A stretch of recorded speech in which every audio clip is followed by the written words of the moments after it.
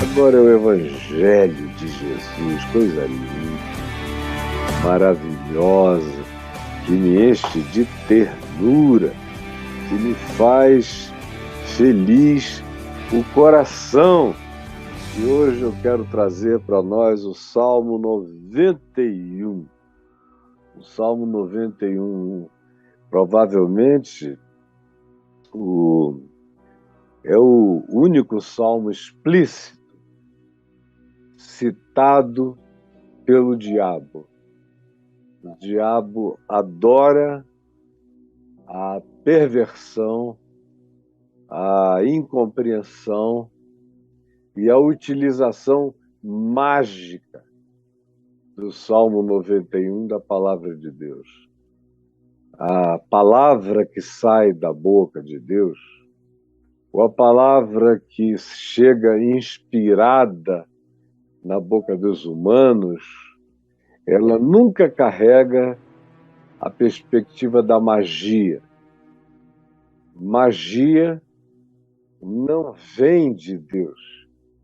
Magia é trucagem humana, ou magia, muitas vezes, é a utilização de poderes estranhos, poderes ocultos, poderes das trevas, aonde se pensa que por atos, movimentos, gestos, preces fortes, a gente blinda lugares, blinda pessoas, e que o ato, a mecânica que a gente pratica, seja ela qual seja, não importa a perspectiva, não importa a crença, não importa como venha, mas se ela carrega essa intenção de que pela construção, pelo cântico, pelo despacho, pelas rezas, pelas orações, pela movimentação de gente especial, a gente blinda um lugar, ou a gente garante, traz a garantia de que as pessoas que a gente quer beneficiar serão beneficiadas, ou as pessoas que a gente quer prejudicar com a nossa mecânica de espiritualidade mágica, a gente vai prejudicar. Essas pessoas estão trabalhando para o lado escuro da força, diria a moçada hoje em dia. Isso aí é o lado escuro da força, pastor. Esse aí não conhece o lado da luz da força. E com a diferença brutal, é que na perspectiva do filme, que trata da força e do lado oculto de trevas da força e o lado de luz e livramento da força, eles parecem colocarem as duas coisas em pé de igualdade. Parece que tanto a treva quanto a luz são adversárias que têm que brigar. Mas o Evangelho não conhece isso. O Evangelho diz que se você acender a luz, a treva não prevalece contra ela. Não prevalece. E a luz divina, a treva pode até resistir, como a gente vê o anjo Gabriel dizendo a Daniel: eu fui enviado para te socorrer há 21 dias atrás, mas o principado da Pérsia, as forças espirituais do mal, nos dias dele, há 2.600 anos atrás, 2.650, ele diz: mas o principado da Pérsia se levantou e Gabriel veio lutar contra ele, depois Miguel chegou, era um outro arcanjo, e trouxe a vitória.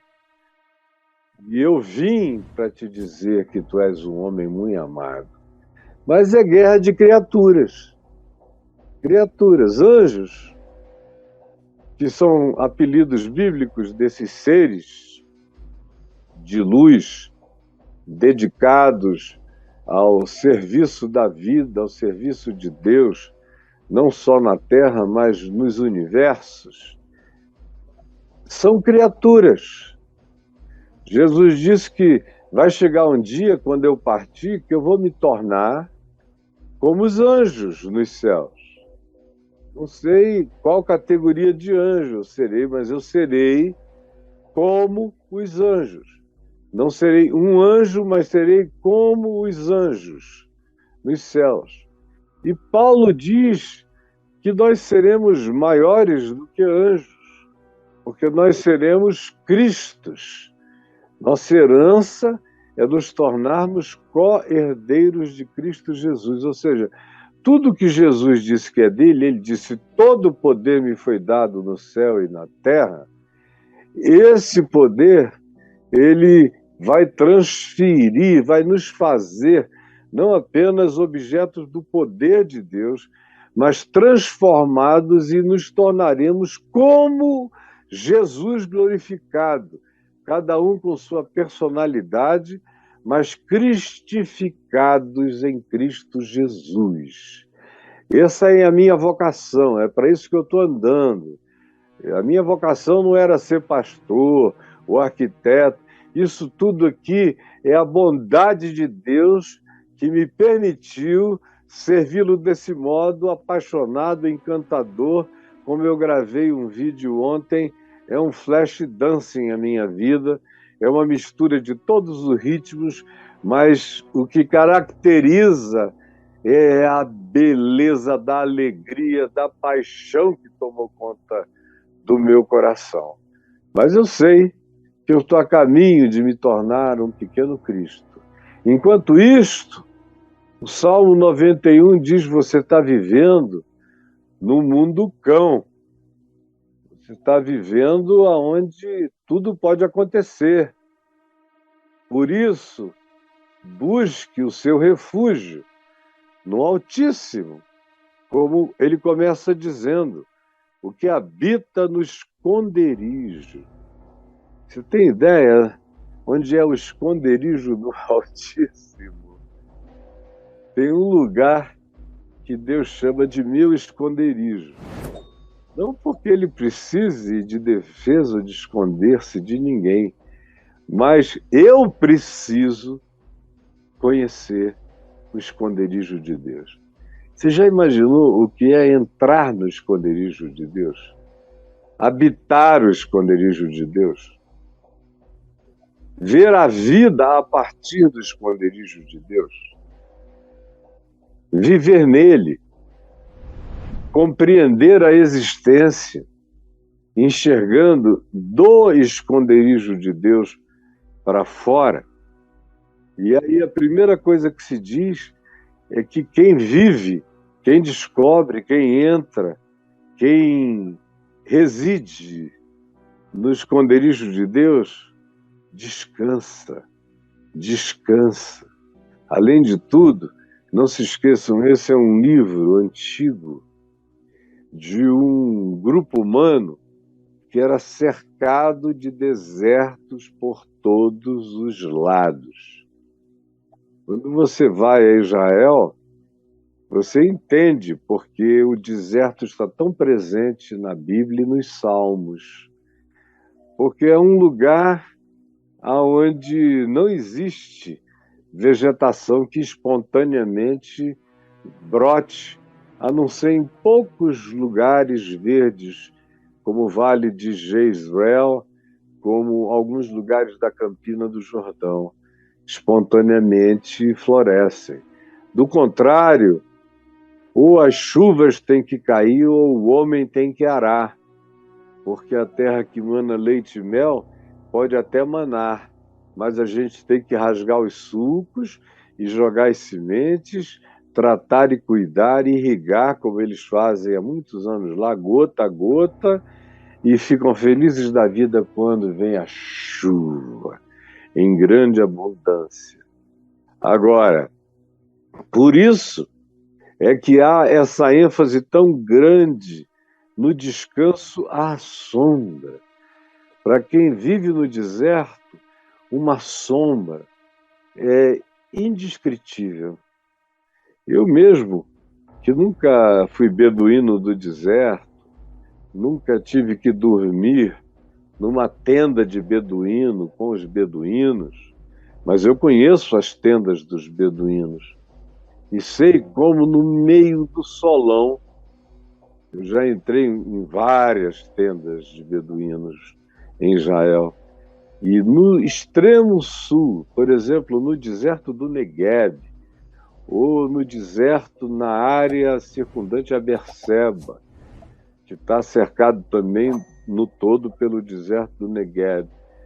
Você e eu já entrei várias vezes em tendas de beduínos e lá dentro está fresco, é uma sombra fresca, como aqui na minha casa.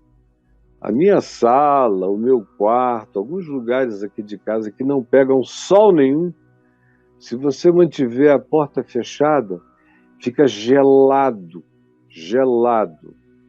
Nessa época mais fresca, no inverno, fica frio, que parece que ligaram um ar-condicionado com 16, 14 graus. É a sombra, é a sombra, é a sombra que tem esse poder. Por exemplo, eu me lembro que quando eu ia à praia todo dia em Copacabana, criança, jovem ou depois de adulto, quando nós moramos, eu e a Adriana lá, uns 4 anos e meio, eu gostava de ir à praia praticamente todo dia nadar, depois voltava para escrever e trabalhar nos textos que estão hoje no portal caifab.net, mas eu tinha que chegar naquele solão, normalmente eu ia meio-dia, acordava cedo, escrevia muito, quando eu cansava, eu corria de casa até a praia, já só de sunga. Aí chegava na praia, eu via onde é que estavam as sombras. Que sombras são essas? As sombras das balizas de futebol. E aí você escolhe, pega aquela areia causticante um pouco, bota o pé na sombra, vai andando na sombra até que acaba a sombra e você tem que sentir que refrescou e correr até a areia molhada. Do contrário, se você for andar calmamente, você queima os pés e não chega lá. Sombra no deserto é tudo. Descansa a sombra do Onipotente e diz ao Senhor, meu refúgio, meu baluarte, Deus meu em quem confio. No verso 9, outra vez vai ter essa ênfase, pois disseste, o Senhor é o meu refúgio. Eu vou falar sobre isso logo mais. Mas o que eu estava dizendo e vou continuar dizendo é que o Salmo 91 não faz nenhuma promessa mágica. Ele não cria nenhuma perspectiva de suspensão da realidade. A realidade não é suspensa em momento algum aqui no Salmo 91, senão você veja, acompanhe a sequência deste Salmo, o que ele diz para nós, e que é extraordinariamente interessante, porque não tem magia. A realidade acontece como a realidade é. Senão você veja, o verso 3 fala do laço do passarinheiro. Você será livre do laço do passarinheiro. Tem armadilha posta nesse mundo. O tempo todo, se você andar distraído, você vai sofrer um zapt. E aí já está com a perninha presa, já não pode mais voar. Também se fala de peste, da peste perniciosa, que é essa peste que ninguém consegue discernir a causa. Nos dias de quem escreveu o Salmo, há 2000 e tantos anos atrás, muito tempo atrás, não havia diagnósticos. Durante muito tempo, as pessoas só chamavam a peste de peste maligna. peste maligna deu nele, mas não se sabia identificar as razões, as causas, por que a peste maligna deu na pessoa, por que pegou aquele indivíduo, por que fez aquele mal, ou seja, é um mal súbito e que vem carregado de perniciosidade. Aqui se fala de segurança o tempo todo. Por quê? Porque tem a ameaça que é aqui aventada do terror noturno. E muita gente conhece até hoje. Na antiguidade, o terror noturno era uma espécie de visitação maligna, de possessão demoníaca. Você talvez já tenha tido um terror noturno. Eu já fui atacado por terrores noturnos, especialmente na minha adolescência e juventude, quando existe uma dissincronia mais comum entre o acordar cerebral e a capacidade de despertar fisicamente. Eu conheço, inclusive, algumas pessoas adultas que sofrem cronicamente disso há décadas e já até se acostumaram. Durante muito tempo, elas sofriam do fenômeno e, como eram muito religiosas, interpretavam aquilo como uma coisa diabólica. Era o terror noturno, que hoje em dia a gente sabe o que é. O cérebro acorda, às vezes 1, 2, 3 segundos antes. E o corpo não obedece. O indivíduo está lúcido dentro de um corpo imóvel. E o pânico que se gera nesse indivíduo, nessa pessoa, parece que durou a eternidade inteira. Eu me lembro que quando eu era adolescente, de vez em quando eu sofria de terrores noturnos. E era uma coisa que eu pedia para não me acontecer, porque eu nem sabia quanto tempo durava. Só depois que eu comecei a pesquisar o assunto cientificamente é que eu fui descobrir que era uma dissociação de 2, 3 segundos entre o despertar do cérebro e o acordar do corpo. E o cérebro nitidamente lúcido não conseguia fazer o que normalmente ele faz: saltar, pular, mexer. Quando conseguia abrir os olhos, não conseguia mexer ou transformar aquilo em movimento, em autocontrole. E aí o espaço-tempo param. A sensação que a gente tem é que dura para sempre. Quem já teve a experiência ou quem tem regularmente a experiência sofre muito. E eu quero dizer a você o seguinte: não é nenhum demônio, é uma dissincronia entre a dimensão neurológica e do seu cérebro acordado e um gap de segundos entre o despertar cerebral e o controle corpóreo. E é esse intervalo que é um desespero e que frequentemente acontece no meio da noite para muita gente. E aí imagina, num quarto escuro, na antiguidade, há 2.600, 2.700 anos atrás, o cara tem essa experiência. Parece que dura a eternidade. Como você que tem a experiência está me compreendendo melhor do que a maioria das pessoas. Aqui também se fala da seta que voa de dia. Olha só que coisa impressionante. Essa coisa que vem do nada, que voa de dia, que atinge você sem você saber de onde. Parece que é uma ação de um sniper chegando contra você, essa seta que voa de dia e que pega você, você não sabe nem de onde. Bala perdida, seta que voa de dia, peste que se propaga nas trevas. Você veja como essa sensação do mal, e eu estou inicialmente falando da sensação, porque muitas vezes é uma sensação de ter sido atingido, de estar vulnerável, não importa a hora do dia, especialmente quando se está com medo, com suspeição.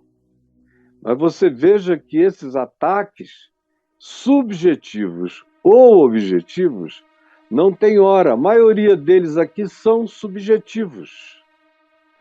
Exceto a seta que voa de dia, que pode às vezes haver o fato de que alguém no seu acampamento, no seu lugar de aparente segurança, sai e um inimigo antigo desferia uma seta, assim como um sniper de plantão dá um tiro certeiro e pode atingir alguém, especialmente de dia, onde a visibilidade é melhor para a seta. Ninguém joga seta à noite, porque o risco de desperdiçá-la é enorme, mas de dia a certeza de atingir é imensa. Outra coisa que se menciona como realidade que pode atingir a gente é a peste que se propaga nas trevas. E a mente humana tem uma relação especial com a noite vinculada à doença. É ou não é verdade? A maioria das pessoas dizem, não, eu pioro à noite. Eu passo o dia bem, mas vai chegando à noite eu começo a adoecer. Às vezes é, de fato, o oportunismo daquele tipo de doença. É a condição, o clima mudou, uma série de coisas mudaram, ela se oportuniza, ela cresce naquele estado de coisas, na parada, na volta para casa, ou no deitar na cama, há um favorecimento para a manifestação daquele tipo de enfermidade que se dá melhor, que se expande melhor à noite. Mas já muitas vezes, eu diria na maioria das vezes, a peste que se propaga nas trevas é psicológica, é subjetiva, decorre do medo, é filha do pânico mesmo, que assola as pessoas. Ou a mortandade que assola ao meio-dia. Você vê que tanto faz. Algumas coisas são à noite, outras coisas são de dia. E a mortandade que assola ao meio-dia foi a experiência de alguns deles. Por que ao meio-dia?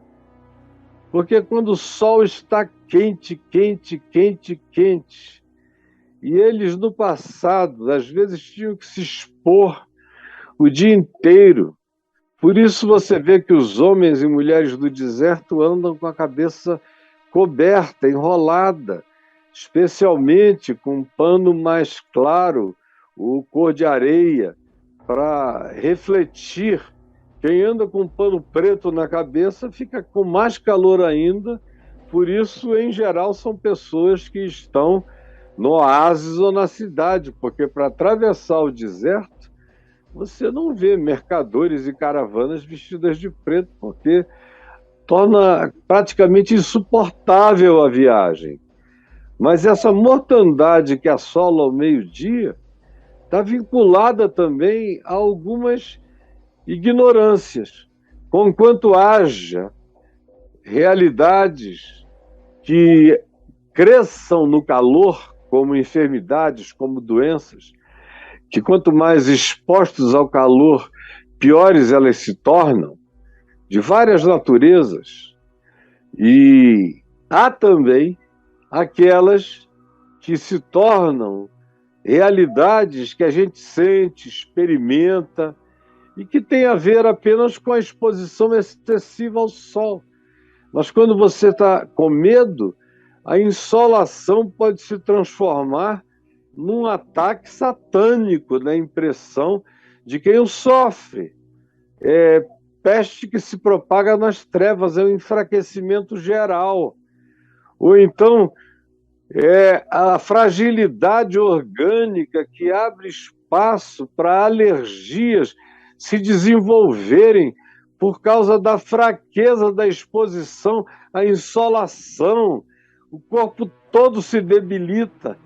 E aí parece que tem a ver com a hora, com aquele dia, com a peste que se propaga ao meio-dia, quando na realidade nós é que nos pusemos de maneira frágil num horário que, mesmo quando a gente está bem, se não se cuidar, fragiliza mesmo.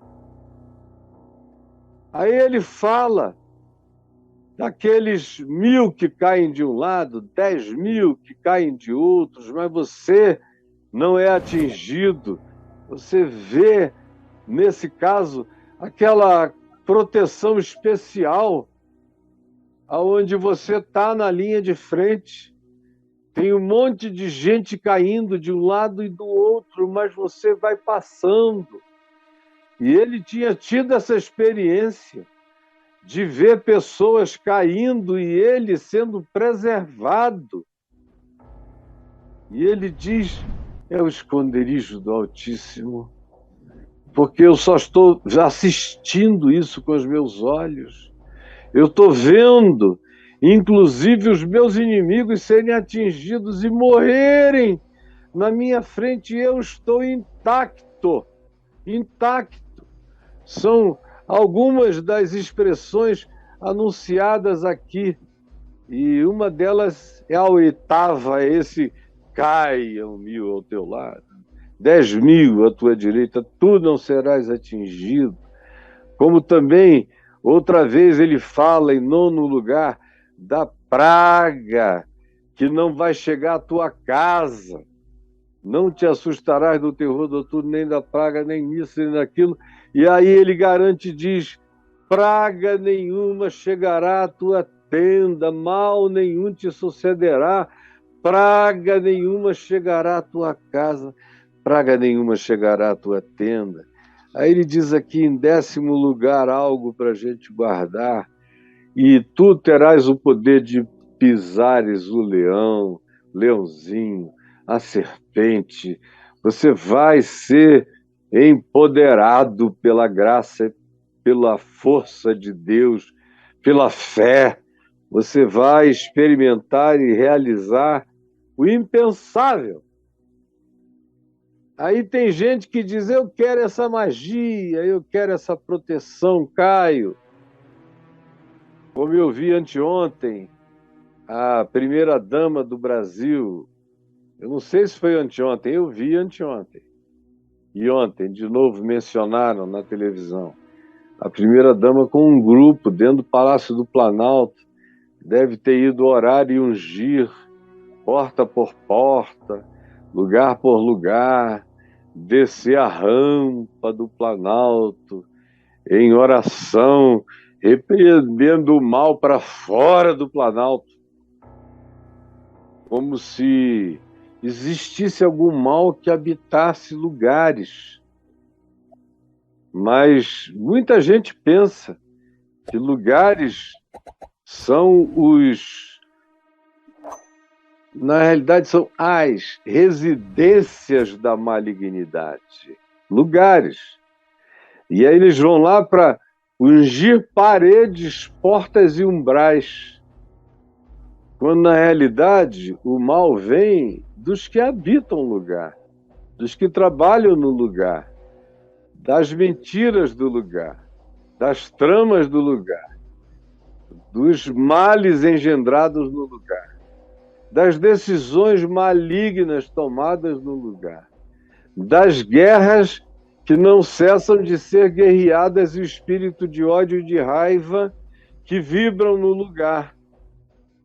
Melhor do que a reunião de oração, que não vai fechar nada, não é mandinga mecânica, não garante nada, é orar com as pessoas do lugar, exortar as pessoas do lugar dizendo, olha, ódio atrai malignidade. Não é preciso fazer mandinga nem invocação dos mortos. Basta odiar. Porque ódio é homicida, e o diabo é o pai do homicídio. Ele é homicida desde o princípio. Basta que seja um lugar de invenção de fake news, de mentiras, divulgação de inverdades. A mentira tem um pai, que é o diabo. As conspirações têm um pai, que é o diabo. Isso não sai por unção de óleo das paredes. Só sai por limpeza voluntária, decidida e convertida e consciente do coração humano. Por isso, não adianta eu te dizer e te dar essa lista aqui, esses 10 itens de proteção que estão aqui no Salmo 91, dizendo, olha, o laço do passarinheiro, a peste noturna, o terror noturno, a seta do meio-dia, a peste que se propaga nas trevas, a mortandade que outra vez assola ao meio-dia, dia ou noite, tanto faz dia ou noite, ou tanto faz o tamanho da ameaça, vão cair de um lado, vão cair do outro, você vai ficar intacto. E mais ainda, a praga não vai entrar na tua casa, a peste maligna não vai penetrar lá, e tu vais ter poder de pisar a malignidade, a maldade, tu não sofrerás mal nenhum, com a graça de Deus, tu vais passar intacto por isso tudo. Agora olha aqui para mim. E veja só, não é magia, não é mecânica. Isso decorre de algumas atitudes de natureza espiritual. Primeiro você veja, bem no início do Salmo, como ele diz, ele começa fazendo uma declaração confessional da fé dessa pessoa que aqui se manifesta escrevendo esse salmo. Porque esse indivíduo que habita o esconderijo do Altíssimo, que mora num lugar indevassável, no bunker de Deus, e descansa à sombra, no frescor de Deus, no frescor do Onipotente, aonde você dorme para sempre em paz, ninguém vai te tocar. Aí a declaração seguinte é: por que que isso acontece? Quando é que a gente entra e habita o esconderijo e descansa na sombra desse que nos guarda e ninguém toca? Essa pessoa que habita esse esconderijo, que tem o frescor eterno dessa onipotência protetora, é aquela que o verso 2 diz, que ela assim fala ao Senhor. Ela diz ao Senhor: tu és o meu refúgio, o meu baluarte, Deus meu em quem eu confio. Você diz isso de verdade? De verdade. Porque tem muita gente que diz isso assim, supersticiosa, mágica e mecanicamente. Da boca para fora, parece que esse salmo tem poder.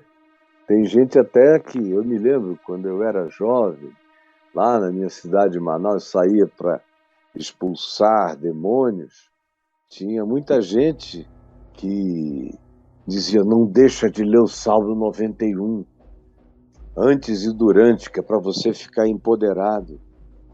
E aí eu, bem novinho na fé, dizia, desculpa, eu sei o Salmo 91 de cor, desde antes de eu me converter. Mas não é ele que me protege, eu não creio em magia. Eu não creio em mandinga de Deus. O que me protege é a confiança. E não é só de boca. Eu digo com a minha boca, como diz o salmista, eu criei, por isso é que falei. Repita comigo, eu criei, por isso é que falei. Tem muita gente que não crê e fala. achando que a fala em si, a declaração, é mandingamente poderosa para defender o cara de tudo aquilo que ele teme. Mas não é assim. Assim como Jesus disse, bem-aventurados os que não viram e creram, a sequência disso é, eu criei primeiro, falei depois.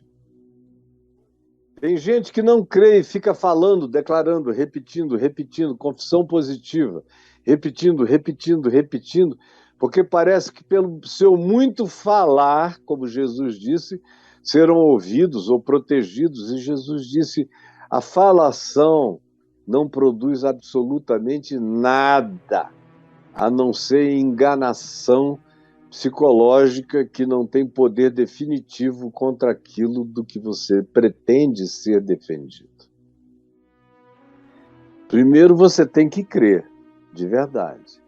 E aí a palavra que sai da sua boca, ela carrega todos os conteúdos do que você crê. Carrega os conteúdos de onde você habita interiormente. E o esconderijo do Altíssimo não é um lugar fora. O esconderijo do Altíssimo é um lugar dentro da gente. A sombra do Onipotente não é como sombra na areia causticante do deserto. É uma sombra que invólucra o coração e o ser da gente, que traz um descanso indescritivelmente poderoso, porque decorre dessa paz e dessa confiança no Onipotente, em quem eu sou, em quem eu vivo, em quem eu respiro, em quem o meu ser está plantado, em quem eu estou construído, em quem eu sou abrigado. E se isso não vier de dentro, não haverá poder nenhum para nos proteger, para nos defender do que possa ser ou o nosso mal psicológico, que cresce como um inimigo concreto, ou mesmo os inimigos concretos, que crescem da nossa fragilidade psicológica e espiritual. Tanto faz se não tem inimigo nenhum fora, mas eu estou cheio de terrores interiores, mesmo que não haja nada fora, eu seria atormentado como se houvesse um exército do lado de fora. E quando tem um exército do lado de fora, e eu sou um apavorado que não creio, que não habito e não descanso em Deus, isso não é parte do que eu chamo de confiança em mim, então o olhar e o contemplar e o divisar a ameaça externa que encontra a minha psicologia, a minha espiritualidade em estado de esfacelamento amedrontado, o resultado é devastador.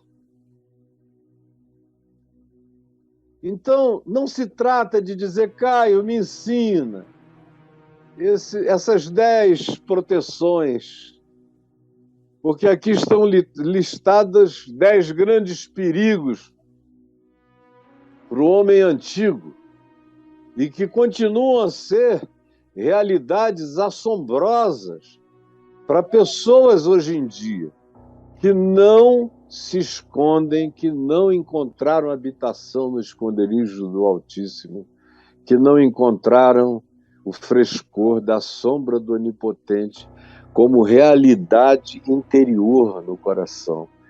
Por que é interior? Porque do lado de fora o pau está cantando.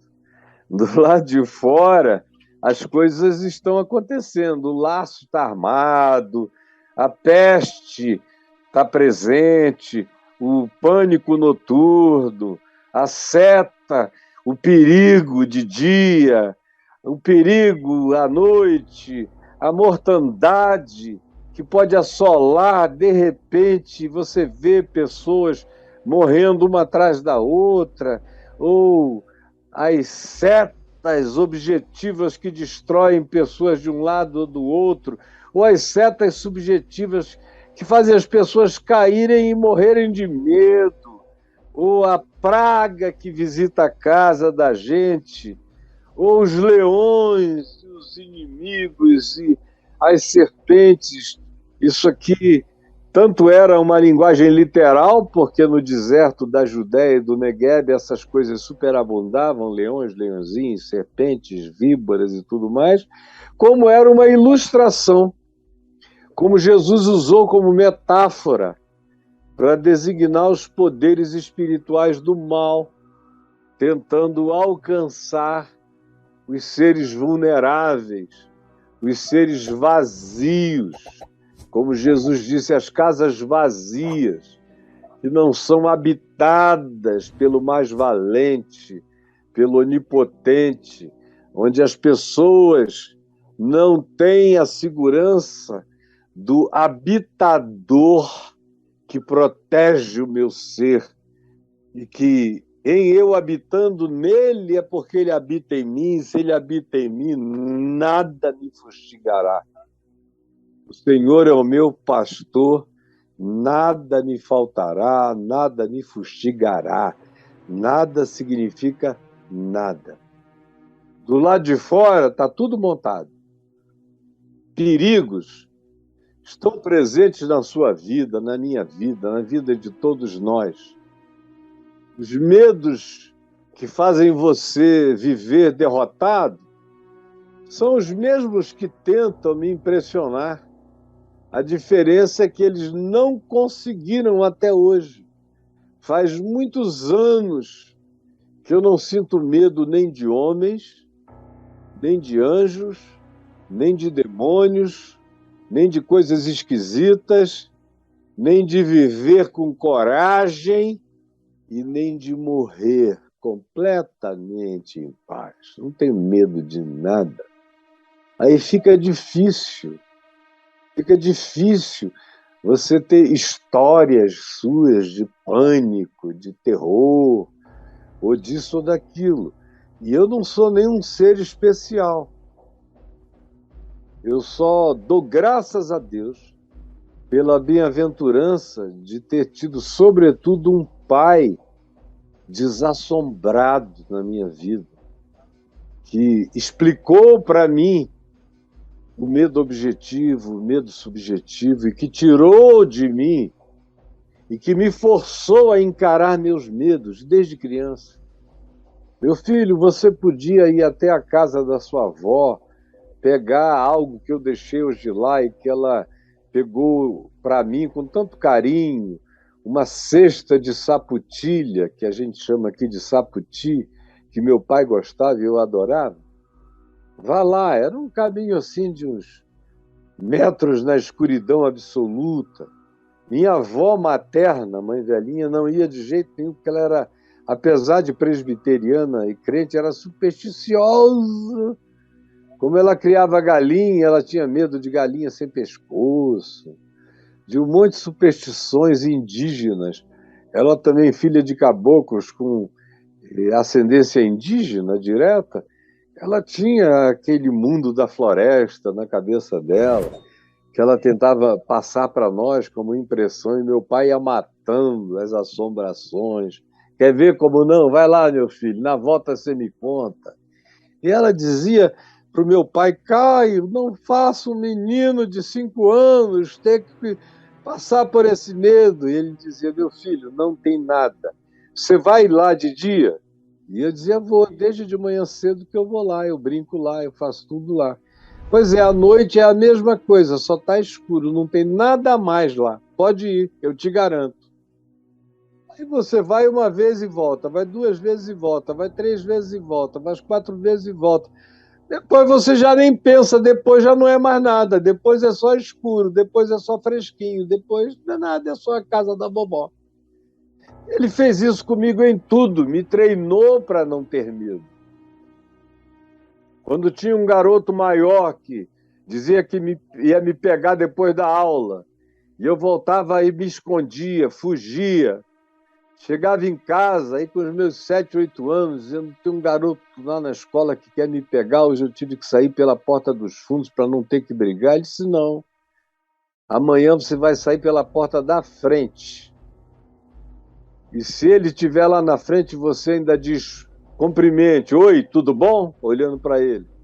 E se ele vier correndo para cima de ti, meta a mão nele como se você fosse 10 vezes maior do que ele, e você vai ver a força que você tem e não sabe. A força que você tem não é essa que você carrega a pedra, não. É uma que está aqui dentro de você, que vem com o poder de uma droga chamada adrenalina, que vai tomar conta de você, que você vai ser capaz de carregar coisas mais pesadas que você nunca imaginou que poderia. Vá! E ele me treinou e eu fui, até que tamanho já não era documento.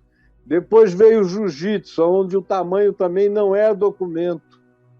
Aí vieram as milhares de experiências, vendo que eu podia passar por cima de tudo e você vai ficando seguro.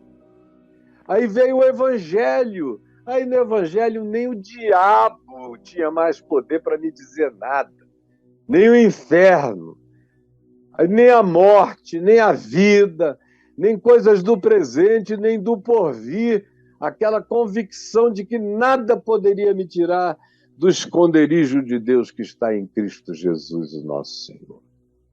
Aí essas outras coisas viram detalhes. Você já não anda mais preocupado com nada disso. Mas por quê? O Salmo nos dá algumas razões desse porquê, dessas coisas. Primeiro começa com esse pois tu disseste. Pois tu disseste. Diz aí nesse verso inicial do Salmo, pois tu disseste, está aqui no verso 2, pois tu dizes ao Senhor. Dizes ao Senhor. Não é uma declaração positiva. Não é declaração positiva. É oração de fé. Pois dissestes ao Senhor. É com Deus o papo, a fala. Não é condicionamento mental, andando e repetindo, como acontece com você, que vai ficando neurótico, paranoico. É isso que as igrejas ensinam. Repita positivamente, nada vai me acontecer, a peste não vai me pegar, o laço não vai estar lá. Aí você vai, zapt, vupt, pá. Aí você vai ficando e caindo no meio do caminho para todo lado. E quanto mais você declara, mais medo você tem. Porque quem confiou não fala isso mais do que uma vez ao Senhor. Basta uma vez. Tu és o meu refúgio. Tu és o meu baluarte. Deus meu, em quem eu confio. Pronto. Se eu ficar falando, é porque eu não confiei. É porque eu não entreguei. Eu não assumi. Eu não absorvi. As vãs repetições, como disse Jesus, são vãs. Não valem de nada, não produzem nada. São tentativa magificante, que não produz nenhuma graça, nenhuma força vitoriosa no nosso ser. Porque esse poder não nos cerca fora. Esse poder nos habita dentro. Se ele não estiver dentro de nós, não adianta você erguer paredes fora. Eu conheço gente que vive protegida e morrendo de medo, coberto pelo pânico do quarto escuro. Nada chega lá. E nem Deus chega, porque eles se fecham em copa e não confiam em nada. Vivem assombrados pela fantasia imaginosa e perversa que eles próprios não param de conceber. E mesmo quando são religiosos, repetem, quanto mais repetem magicamente os salmos, as orações de proteção, mais comprometidos com seu próprio medo eles se tornam. Então, diz ao Senhor, o meu interlocutor vive. O meu interlocutor vive. Repita isso comigo, não é coisa de criança, não. O meu interlocutor vive e é o Senhor da minha vida e de todas as coisas e de todas as criaturas, e é com Ele que eu falo. Eu nem grito, eu falo aqui, eu falo para dentro. Senhor, Tu és o meu refúgio, Tu és o meu baluarte, Tu és o meu Deus, em quem eu confio. E olha que aqui eu falei, tem horas que eu nem abro a boca, eu só falo aqui na minha mente, porque Deus não precisa de língua tremulante nem de gritos. Ele ouve o falar do meu coração. Diz ao Senhor: Tu és o meu refúgio, Tu és o meu baluarte, Deus meu em quem eu confio. O meu Redentor vive, o meu interlocutor vive, e vive em mim, e me habita, e eu habito nele. Aí mais adiante você vê no verso 9, já é Deus falando com o salmista. Ali na frente é ele falando com o Senhor. Aqui no verso 9, diz que isso tudo do qual ele é protegido, que eu já li aqui para você, essa quantidade, laços, pestes, terrores, setas, pestes nas trevas, mortandade ao meio-dia, gente caindo de um lado, caindo do outro, você não sendo atingido, e livre da praga que não vai chegar na sua casa, e poder para pisar aqueles que são os predadores espirituais. Isso tudo acontece se o seu coração andar cheio de confiança. Se você tiver essa conversa confiante com Deus. Não é conversa nervosa. É quietamente confiante. Diz ao Senhor. E agora que diz que o que vai te proteger decorre dessa confiança. Pois disseste, já evoca o verbo no passado. Lá em cima é no presente contínuo, diz ao Senhor. É um estado contínuo. É uma certeza que não é eventual, que está plantada, que está alicerçada na gente. Diz ao Senhor, hoje, agora, de sempre. Diz continuamente, sem repetir jamais. É uma certeza. A certeza não se repete, ela ela continua. Ela não se renova pela repetição. Ela, uma vez deflagrada, ela é confiança, certeza. E agora aqui, ele evoca já o que ele sabe que está presente no coração dessa pessoa, que está atravessando isso tudo. Porque, pois disseste, ele lembra de novo, isso tudo não te atinge, porque lembra que tu disseste ao Senhor, e tu confiaste nele, tu disseste, o Senhor é o meu refúgio. E porque tu disseste isso com toda a confiança, com toda a certeza, tu fizeste do Altíssimo a tua morada. Pois disseste, o Senhor é o meu refúgio. Porque você falou isso e não é magia, é fato, é realidade, é o alicerce do seu ser, é a fundação da sua confiança. E você já disse isso ao Senhor de verdade e para valer. Você está atravessando isso tudo e agora ele relembra você que isso tudo é como tem sido, porque tu disseste, o Senhor é o meu refúgio.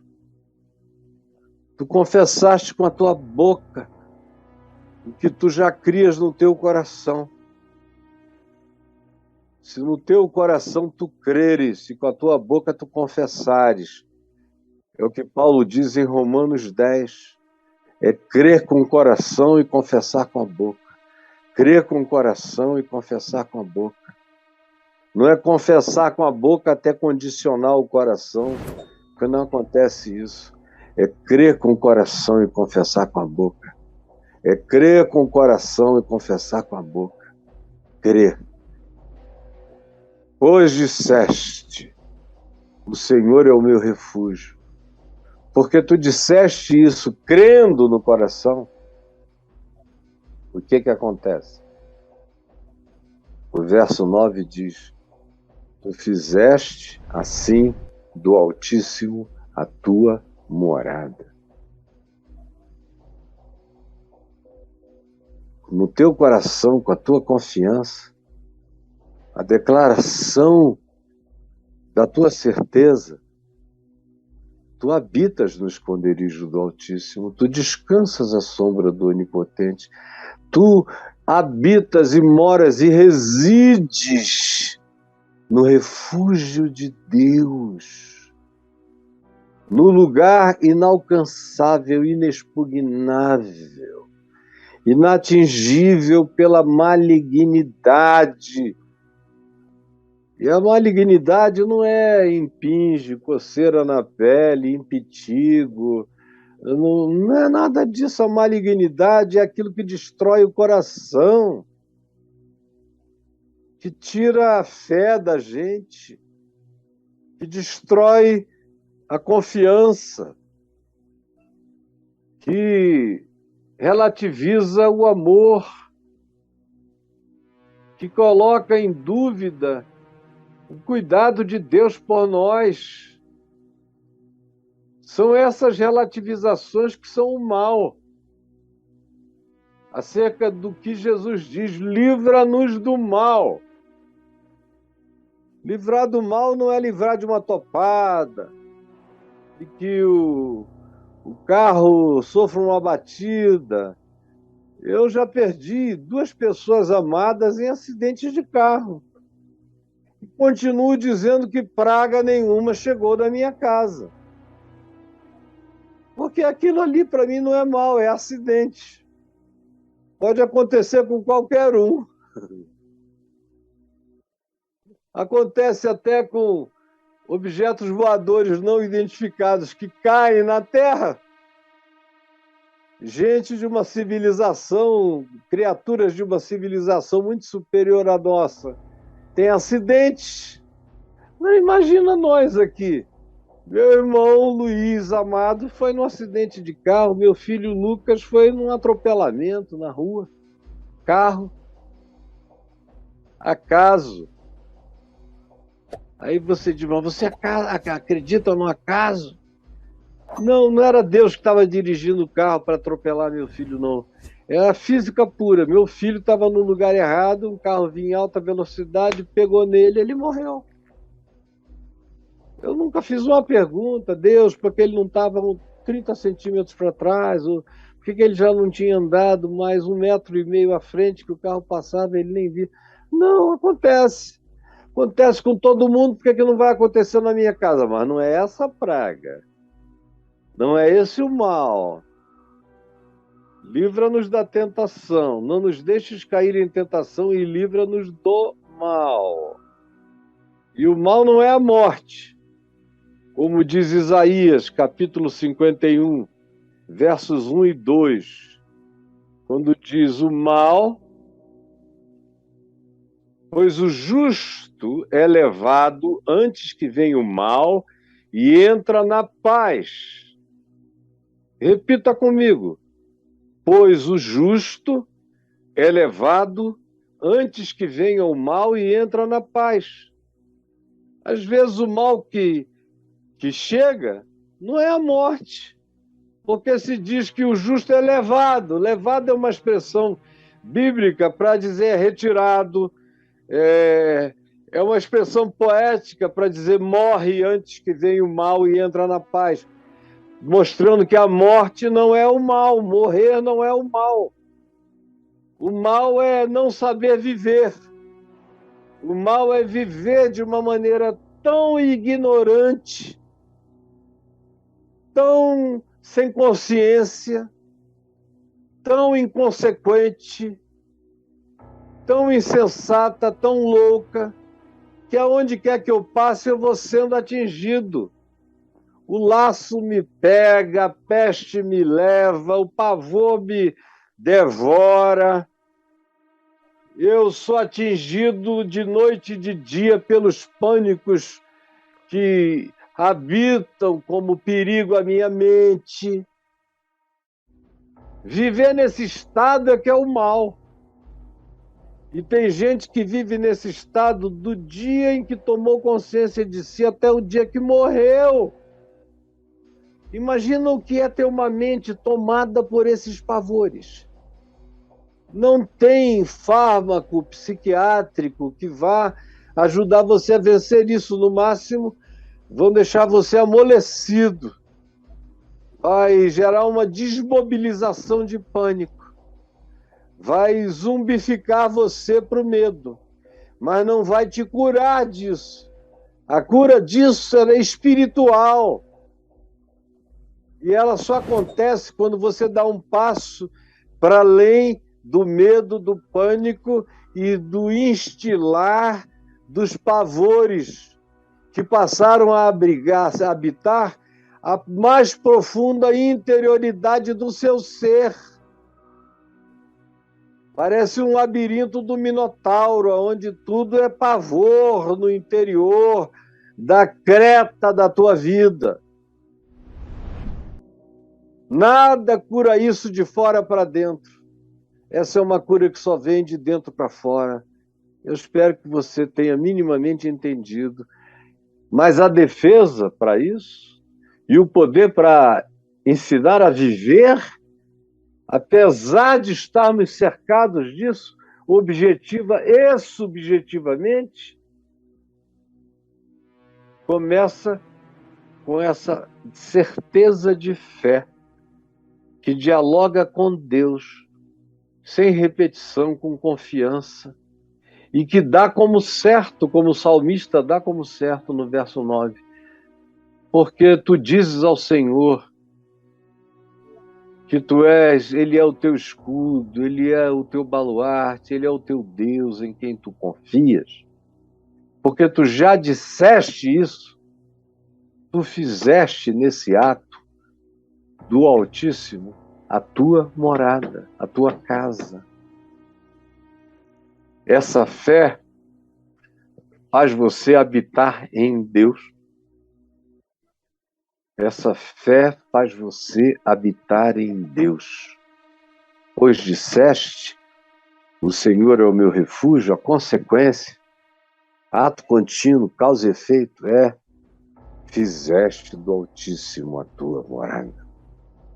E aí, você vê ainda no verso 9, essa realidade de morada, de descanso que vem de Deus para a tua vida. E aí você experimenta essa realidade nele, esse descanso nele. Nenhum mal te sucederá, praga nenhuma chegará à tua casa. Você tem certeza de que porque você habita o esconderijo de Deus, os anjos têm ordens. Eu sei que eu ando onde eu vou. Tem ordens dadas a anjos a meu respeito em todo lugar. Olha que eu já estive em lugares que vocês não podem nem imaginar, que a maioria não teria coragem nem de passar na porta. E eu não tive nenhuma hesitação em entrar, porque aos seus anjos, Deus, o meu Senhor, meu Deus, meu refúgio, meu esconderijo, deu ordens a meu respeito. Olha, o Caio, não tira o olho dele, porque ele é meu, porque ele habita em mim. Vocês cerquem-no na retaguarda, no fronte, ao lado, em cima, embaixo. Ele vai caminhar sem medo, porque ele confiou em mim. E eu estou dando ordens a seres potentes e invisíveis para cuidarem dele. Tanto quanto essa mesma ordem é dada a todos quantos andam na mesma confiança, na mesma entrega, sem titubeio, sem tergiversação, sem claudicamentos, sem caxingadas, sem sobe e desce. É um caminho firme, forte no amor de Deus. E o que faz isso tudo não ser mágica, mas proteção angelical a teu respeito, é a tua confiança, é o que tu dizes e disseste. É esse assumir de descanso que você toma para você mesmo em Deus. E veja só as sequências. O que se diz aqui no verso 14, por exemplo. Verso 14 diz, dá uma outra explicação para nada disso acontecer. Primeiro, ele confia, ele entrega e ele descansa em mim. Ele sabe que existem ordens espirituais dadas em favor dele, que são seres que existem para ministrar os cuidados divinos em favor de todo aquele que anda em confiança nesse mundo tenebroso e que vive e atravessa no meio das forças espirituais do mal, que não teme principados, potestades, poderes, nem a malignidade dos homens.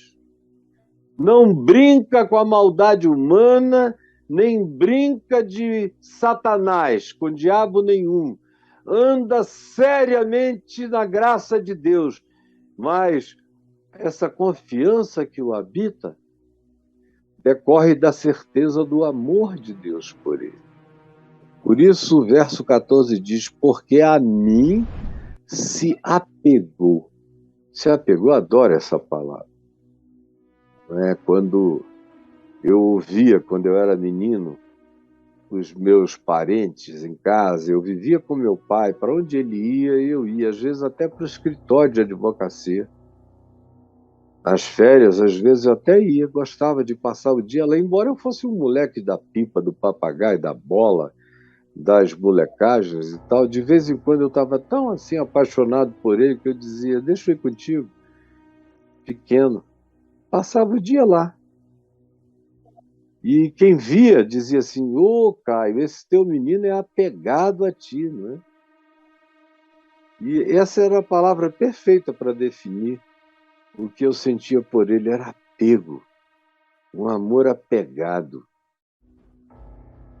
E aqui se usa essa mesma expressão para descrever o amor por Deus como de um filho apaixonado por um pai, por uma mãe, porque a mim se apegou com amor, eu o livrarei.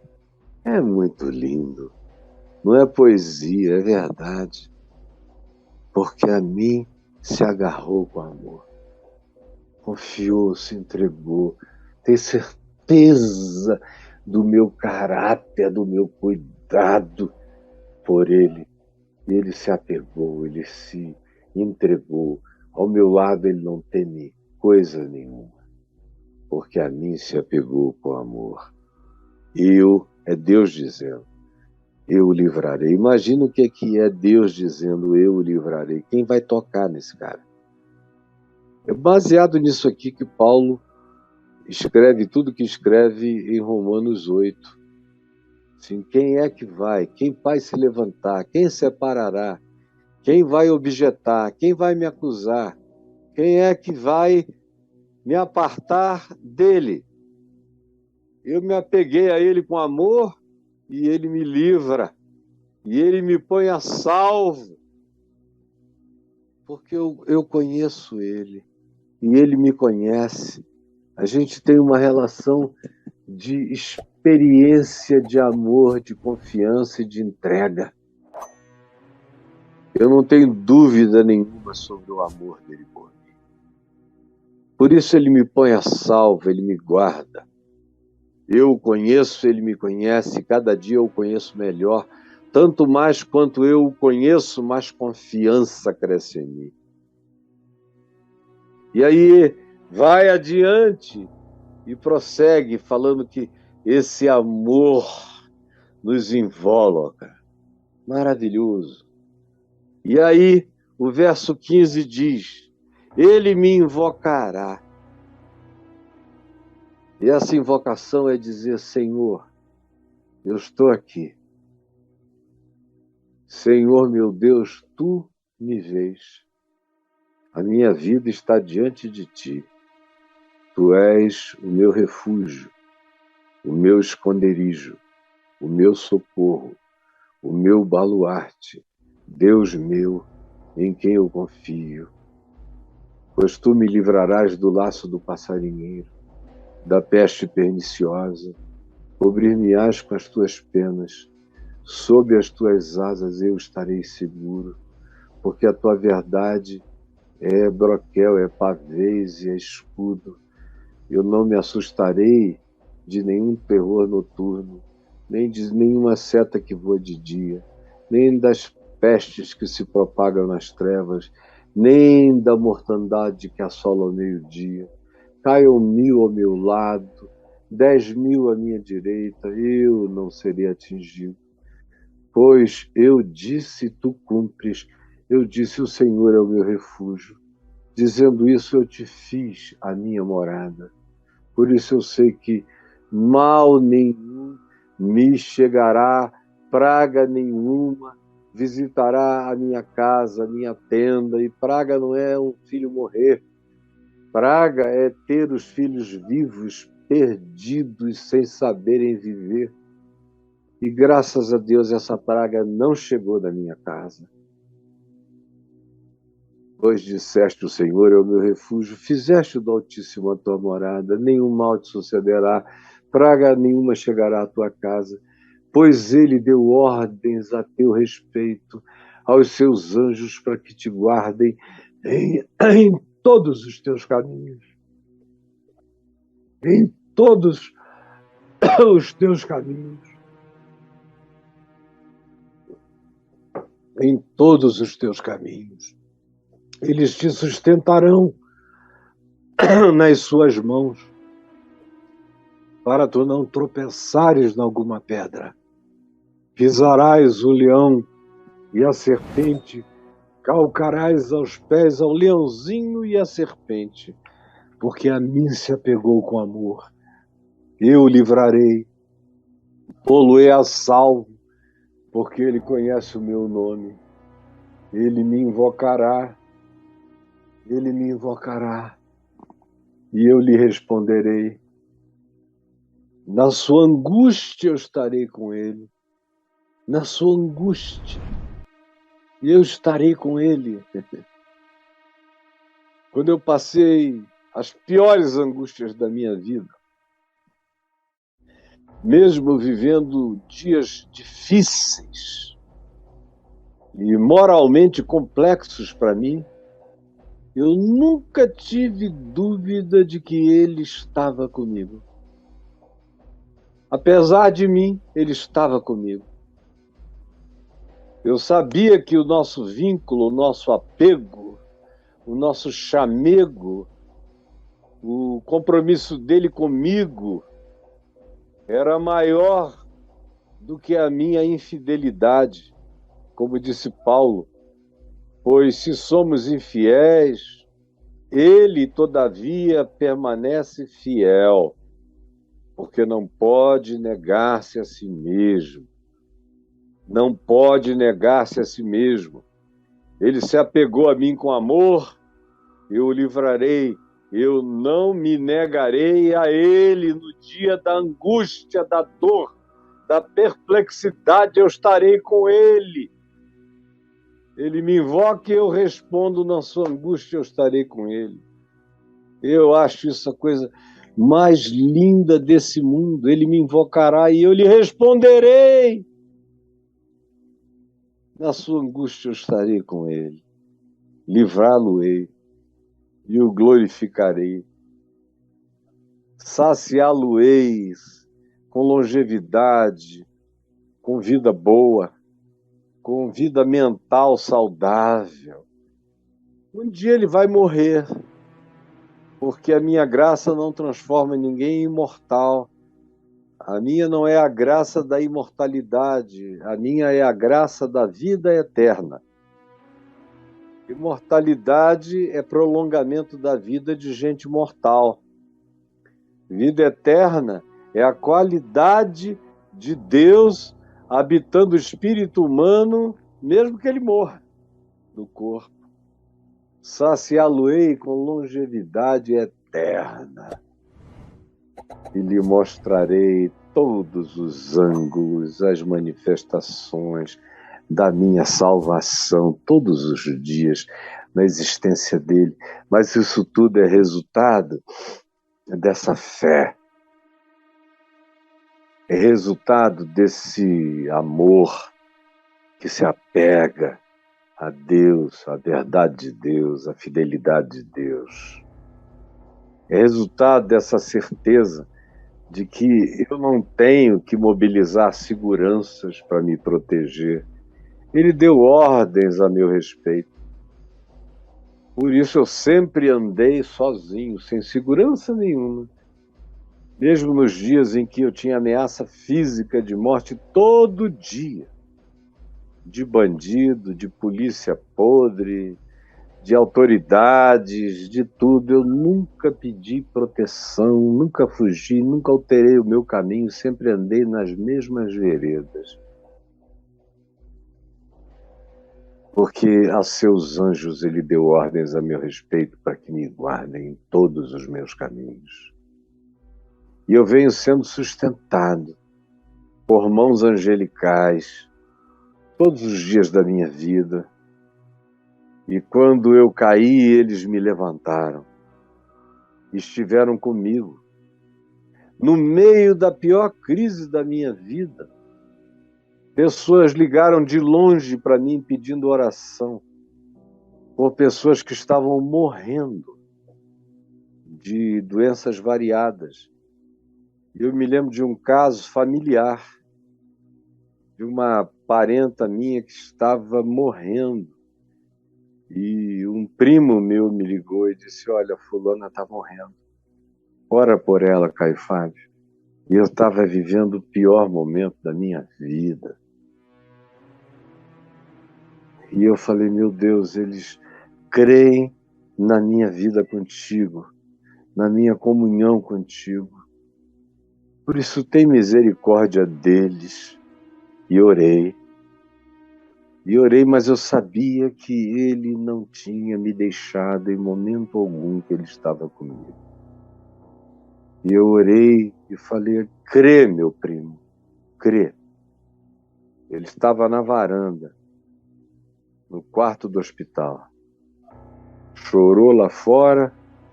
Quando ele entrou no quarto, chegou do lado dela, o médico tinha dito que ela ia morrer durante aquela noite. A garota abriu os olhos e falou: oi, pai. E aí ele foi olhando: cadê você? Como é que você tá? Pegou, não tinha febre, não tinha isso, não tinha aquilo. Chamou o médico ficou assustado. E aí a esposa dele contou uma história que ele não sabia. Ela disse: enquanto você estava lá fora orando, pedindo para o Caio orar, eu quase morro dentro desse quarto. Entrou um homem vestido de luz, parecia um homem, botou a mão na cabeça dela e saiu. E eu estou aqui catatônica. O que aconteceu foi isso. E contou para o médico também.